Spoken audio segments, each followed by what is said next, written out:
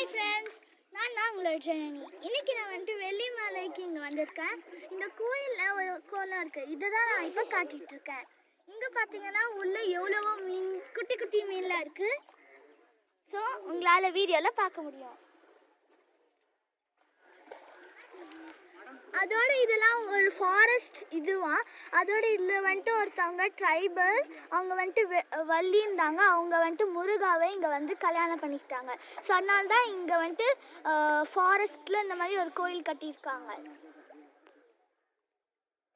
மலை மேலே நம்ம வந்துட்டு படிக்கிறதுக்கு ரொம்ப தூரம் இருக்கோம். நம்ம மேலே போய் பார்த்தோன்னா சாமி முருகா இருக்காரு, அங்கே அழகாக இருக்குது. நீங்களும் போய் நீங்கள் பார்த்தீங்கன்னா போகலாம். 400 ஸ்டெப்ஸ் அது மேலே நம்ம ஏறணும். ஸோ நீங்கள் அங்கே வந்து பார்க்கலாம், அங்கே மேலே ஒரு கல்லாக இருக்குதுன்ட்டு அங்கே தான். ஸோ காய்ஸ், இங்கே பார்த்தீங்கன்னா கீழே தான் வள்ளியம்மா கோயில் இருக்குது. மேலே 400 படிக்கட்டு நம்ம ஏறி போகணுன்னா, அதாவது 400 ஸ்டெப்ஸ் மேலே முருகா கோயில் வச்சுருக்காங்க. அவங்க இங்கே தான் பிறந்ததா சொல்கிறாங்க. அதோட அவங்க வந்துட்டு முருகாவை போயிட்டு திருத்தணியில் போய் கல்யாணம் பண்ணிக்கிட்டாங்க. ஓகே, பாய். ஸோ காய்ஸ், இங்கே பார்த்தீங்கன்னா உங்களுக்கு தெரியும், இவங்க தான் 2 பேர். அப்புறமா இங்கே அவங்க வந்துட்டு இந்த மான் கிட்ட தான் பிறந்தாங்க. இவங்க வந்துட்டு இந்த ஹண்டர்ஸ் கிட்ட கொடுத்ததுனால அவங்க அப்படியே வளர ஆரம்பித்தாங்க. வள்ளி இங்கே ஜாலியாக இருப்பாங்க.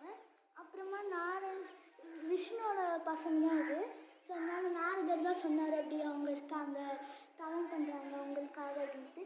சரின்ட்டு அவர் ஹண்டர் ரூபத்தில் வந்தார், முருகா.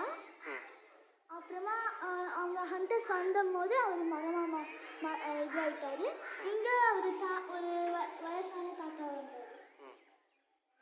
அப்புறமா இங்கே வந்துட்டு அவர் ஏதோ ஜோஸும் பார்க்கறதுக்கு வந்தார். அப்போ திடீர்னு கணேஷா தான் இந்த மாதிரி யானை ரூபத்தில் வந்து அவங்க பயமுத்தை பார்த்தாங்க.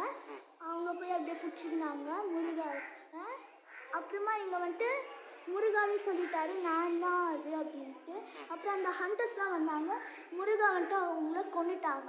அப்புறமா வள்ளி தான் சொன்னாங்க, ப்ளீஸ் அவங்கள காப்பாற்றுங்க அப்படின்ட்டு. அப்புறம் அவர் உயிர் குத்து அவங்க போய் திருத்தணியில் போய் கல்யாணம் பண்ணிக்கிட்டாங்க. ஸோ இதுதான் வள்ளி அம்மா கதையோட ஸ்டோரி. ஓகே, பாய்.